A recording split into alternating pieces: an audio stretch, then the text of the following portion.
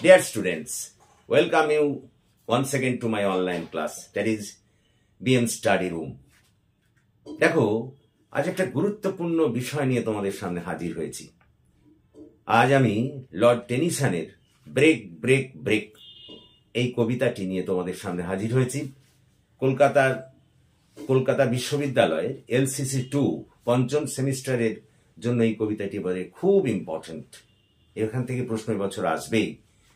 সেই কারণে আমি আজ এই কবিতাটি লাইন বাই লাইন এক্সপ্লানেশন করব এবং এখান থেকে যে সমস্ত প্রশ্ন আসতে পারে সেই প্রশ্নগুলো আমি বলবো। তো এসো আর আমরা দেরি না করে একেবারে কবিতার মধ্যে ঢুকে পড়ি। একটু বলে নিই, এই ব্রেক ব্রেক ব্রেক এই কবিতাটি এটি একটি কিন্তু শোকগাথা, একটা শোক প্রকাশমূলক কবিতা বলতে পারো।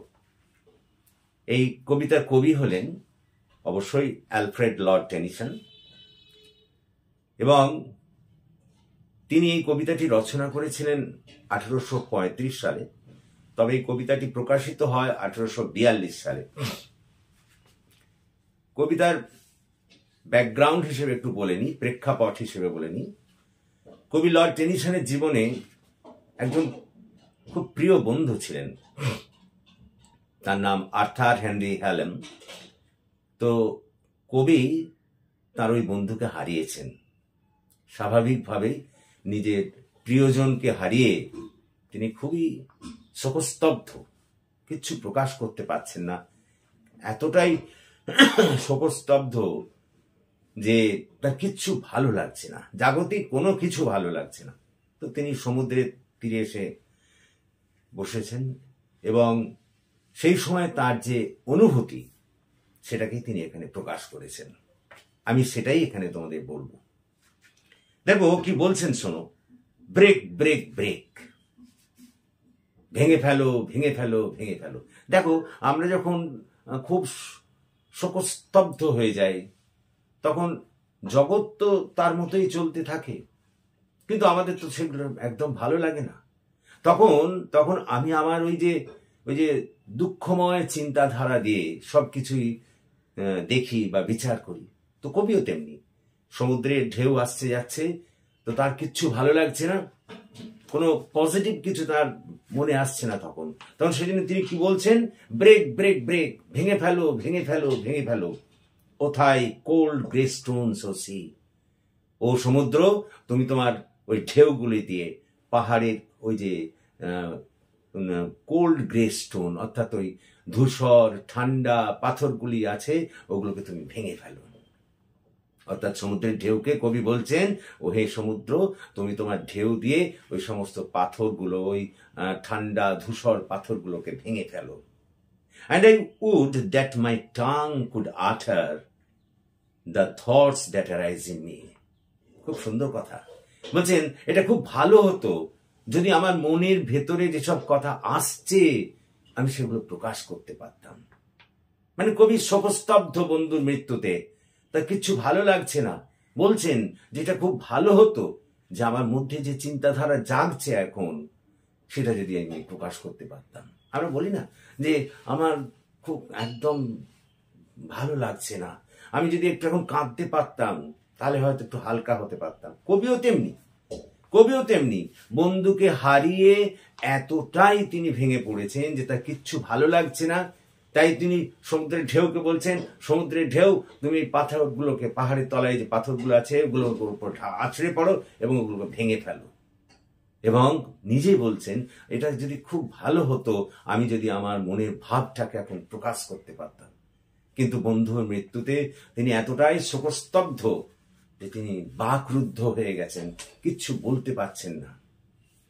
তারপর কি বলছেন, O well for the fisherman's boy that is south with his sister at play. খুব কাছে তিনি দেখছেন না, জেলের ছেলে সে তার বোনের সঙ্গে খুব আনন্দের সঙ্গে খেলাধুলো করছে। তার তো কিছু নেই, তার তো কেউ আর বন্ধু মারা যায়নি, হ্যান ত্যান হয়নি, ন্যাচারালি তার কোনো দুঃখ নেই, সে তার বোনের সঙ্গে খেলা করছে।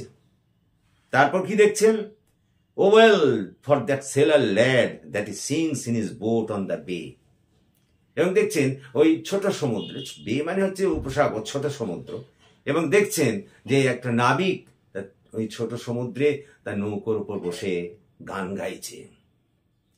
তো এখন কবি বলছেন এই 4টে লাইনের মধ্যে দিয়ে কি বলছেন, বলছেন যে ওই যে জেলের ছেলে তার বোনের সঙ্গে খেলাধুলো করছে, হাসছে, এবং ওই যে নাবিক সে তার ওই নৌকোর উপরে বসে গান গাইছে।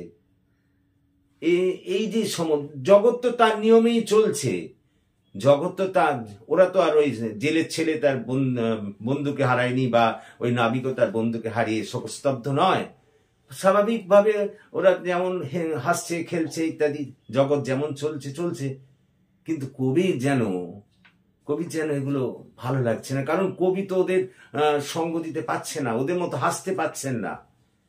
এর মধ্যে দিয়ে কবি বোঝাতে চাইলেন ওই যে জেলের ছেলে তার বোনের সঙ্গে খেলাধুলো করছে, হাসছে, কিংবা ওই যে নাবিক তার ছোট নৌকোর উপরে বসে গান গাইছে, আনন্দ প্রকাশ করছে। হায় রে, আমি তো তা করতে পারছি না, আমি তো ওদের সঙ্গে তাল মেলাতে পারছি না। অর্থাৎ জগৎ তার মতো চলছে, কিন্তু কবি এতটাই শোকস্তব্ধ বন্ধুর শোকে যে তিনি ওদের সঙ্গে সঙ্গ দিতে পারছেন না। ওই জেলের ছেলের মতো হাসতেও পারছেন না, জেলের ছেলের মতো খেলাধুলো করতে পারছেন না, বা ওই নাবিকের মতো গান গাইতেও পারছেন না। কারণ তার বন্ধু মারা গেছে।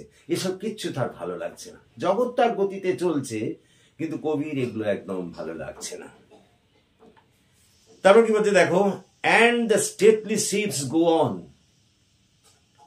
to their haven under the hill। এখানে স্টেটলি শিপ মানে বড় জাহাজ, মানে একবারে আড়ম্বরপূর্ণ জাহাজ, বড় জাহাজ। সে কি করছে, to their haven under the hills, ওই হিলের নিচ দিয়ে, পাহাড়ের নিচ দিয়ে বড় জাহাজ সে তার বন্দরের দিকে যাচ্ছে। দৈনন্দিন কাজকর্ম যেমন প্রকৃতির সব দিকেই তেমন কাজকর্ম চলছে, জাহাজ তার বন্দর দিকে যাওয়ার কথা, সে যাচ্ছে। But oh, for the touch of the vanished hand and the sound of a voice that is still. খুব সুন্দর line. And oh, for the touch of vanished hand. Vanished hand মানে অদৃশ্য হাত। এখানে কার হাতের কথা বলা হয়েছে? বন্ধুর হাত, ওই আর্থার হ্যালেমের হাত। বলছেন আমি আজ সেই বন্ধুর হাতের ছোঁয়া পাবো না। দেখো জাহাজটা কিন্তু তত্তর করে তার বন্দরের দিকে চলেছে, ওর কাজ করে চলেছে, কিন্তু হায় রে, আমি আর ইচ্ছে করলেও আমার বন্ধুর হাতের ছোঁয়া পাবো না। and the sound of a voice that is still, এবং ভয়েস মানে কণ্ঠস্বর, আমার বন্ধুর কণ্ঠস্বর না আর আমি শুনতে পাবো না, সেটাও বন্ধ হয়ে গেছে। অর্থাৎ ইচ্ছে করলেও ওই তো জাহাজ যেমন তার ইচ্ছে করছে, সে বন্দরের দিকে যাচ্ছে, দৈনন্দিন কাজ সে তার করছে, কিন্তু আমার এখন ইচ্ছে করলেও আমি আর আমার বন্ধুর হাতের ছোঁয়া পাবো না, বা বন্ধুর কণ্ঠস্বরও আর শুনতে পাবো না। তা থেমে গেছে, কারণ বন্ধু মৃত, বন্ধু মারা গেছে। Break break break at the foot of the crags O sea. Crag মানে হচ্ছে ওই পাহাড়ের তলদেশে ওই যে পাথরের টুকরো খণ্ড, এগুলোকে বলা হয় ক্র্যাগ। তো বলছে কি বলছে, break break break at the foot of thy crags O sea. পাহাড়ের পাদদেশে তুমি আরো জোরে ধাক্কা মারো এবং ভেঙে দাও ওই সমস্ত পাহাড়ের পাদদেশ, এই ভর্তি পাথরগুলোকে। but the tender grace of a day that is dead will never come back to me। হায় রে, কিন্তু আমার সেই সুন্দর দিনগুলো, যে দিনগুলো আমি আমার বন্ধুর সঙ্গে আনন্দের সঙ্গে কাটিয়েছি, সেগুলো আর কোনোদিন ফিরে আসবে না। তাহলে এই যে 4টে আমরা স্তবক পড়লাম, এই 4টে স্তবক দেখো কি খুব সুন্দর। আমি একবার বলে নিই যে কবি তার বন্ধু আর্থার হ্যালেমকে হারিয়েছেন, তার কোনো কিছুই ভালো লাগছে না। সমুদ্রের তটে এসেছেন, সমুদ্র তটে এসে বসেছেন, হয়তো ভেবেছিলেন যাই একটু সমুদ্র তটে ঘুরে আসি, হয়তো ভালো লাগবে না, কিচ্ছু ভালো লাগছে না, তার কিচ্ছু ভালো লাগছে না। তো সেই জন্যে এসেই তিনি সমুদ্রের ঢেউগুলোকে বললেন, আহ্বান জানালেন যে তোমরা এই পাহাড়ের এই যে নিচে যে পাথর আছে, পাথর খণ্ডগুলোর উপরে ঝাঁপিয়ে পড়ো এবং ভেঙে ফেলো। এটা খুব ভালো হতো যদি আমার ভেতরে যে শোকস্তব্ধ ভাবটা আছে আমি প্রকাশ করতে পারতাম।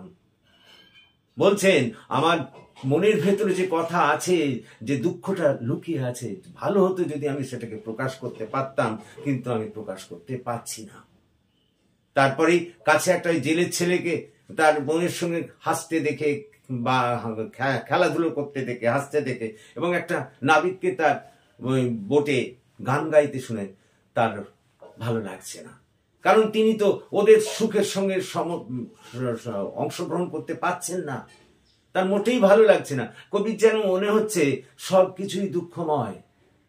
সেই কারণে কবির জীবনে এখন সবকিছুই দুঃখময়। তার কাছে ওই জেলের ছেলের হাসি খেলাও ভালো লাগছে না, নাবিকের ওই গান গাওয়াও ভালো লাগছে না। কিন্তু জগৎ তো চলবে তার নিয়ম অনুযায়ী, জগতের নিয়ম অনুযায়ী সব চলছে, কিন্তু ওগুলো তার কাছে একেবারেই ভালো লাগছে না। কোথাও যেন একটা কবির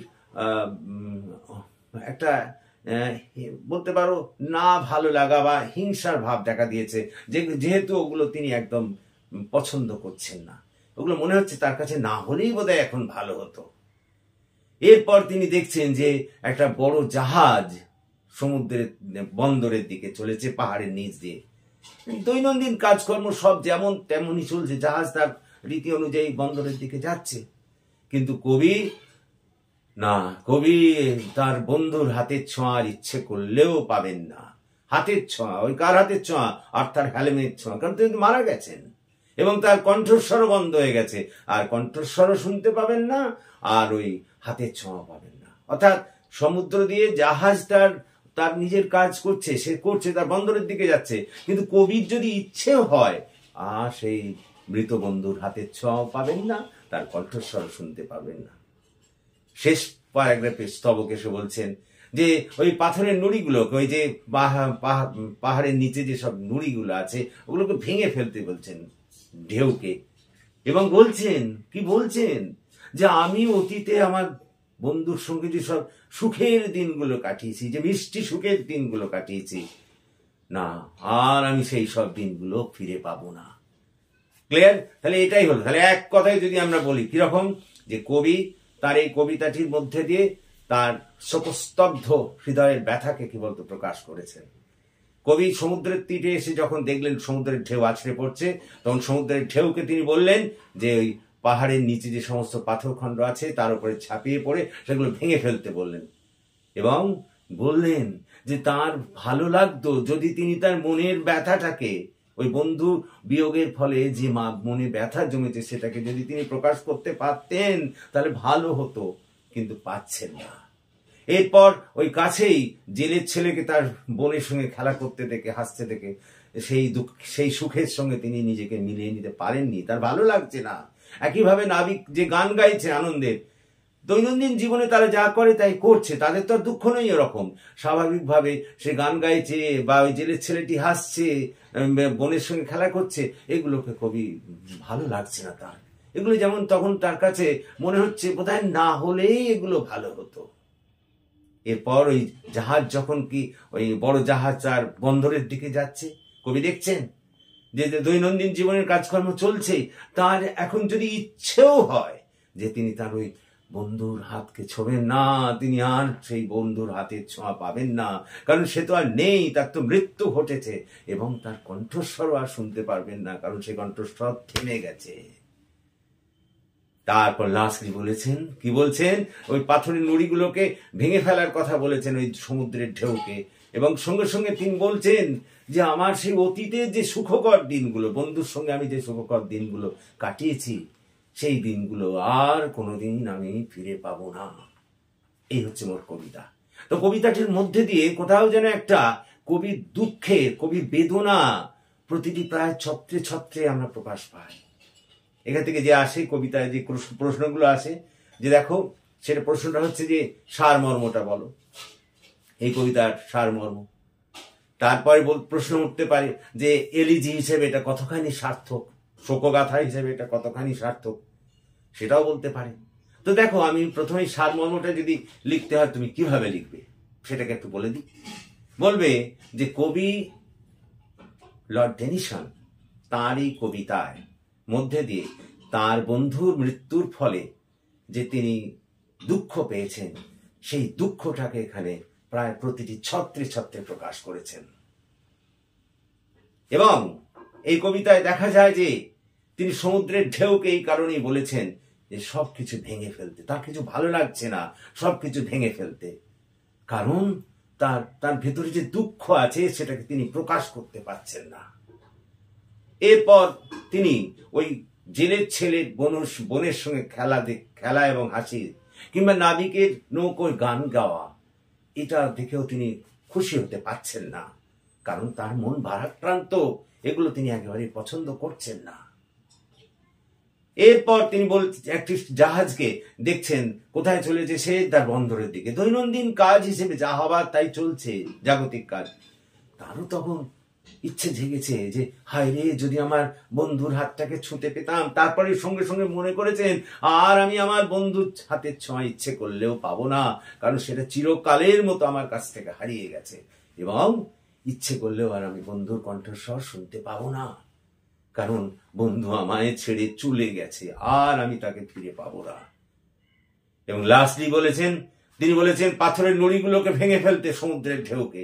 এবং এ কথাও বলেছেন যে আমি, অর্থাৎ কবি নিজে আর কোনোদিন তার সেই পুরনো সুখময় দিনগুলো, যে দিনগুলো তিনি তার বন্ধুর সঙ্গে সুখের সঙ্গে কাটিয়েছেন, সেগুলো আর কোনোদিন পাবো না।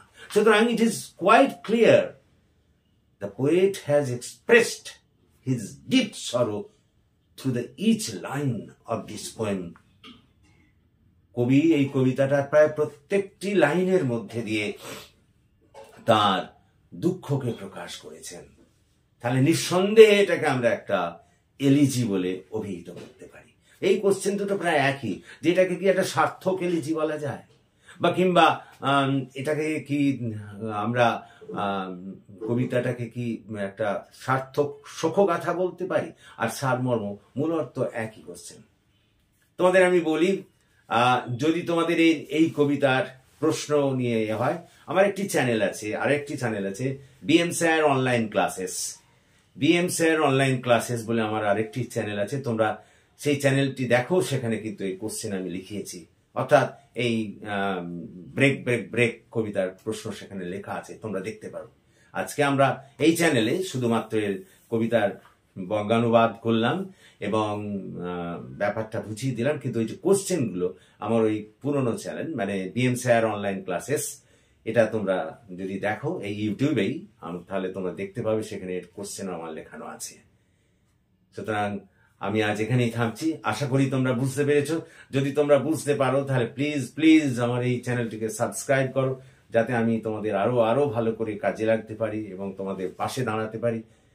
So that's all. Thank you for watching and listening. Please comment, share and subscribe to my channel.